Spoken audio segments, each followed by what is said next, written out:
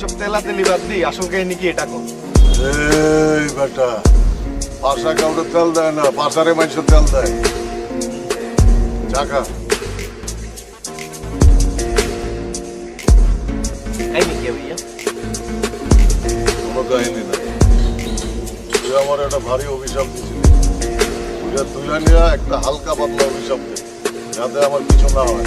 কি ভাই, আমার অভিশাপ কি কাজে লাগিয়েছেন? আরে না বেটা, লাগে নাই।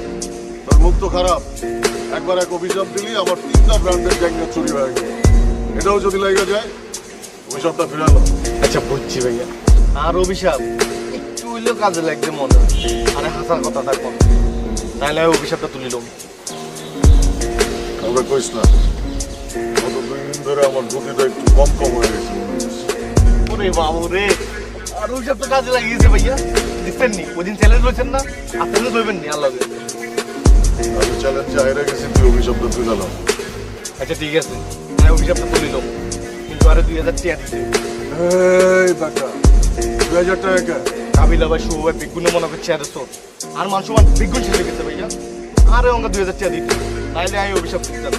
অভিশাপ তো তুলতাম না, আয়নার আরো বড় অভিশাপ তুলতাম। এই বেটা, টাকাই কি? টাকা নাই, অভিশাপ।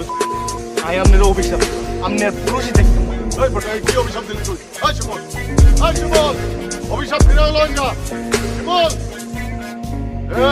এই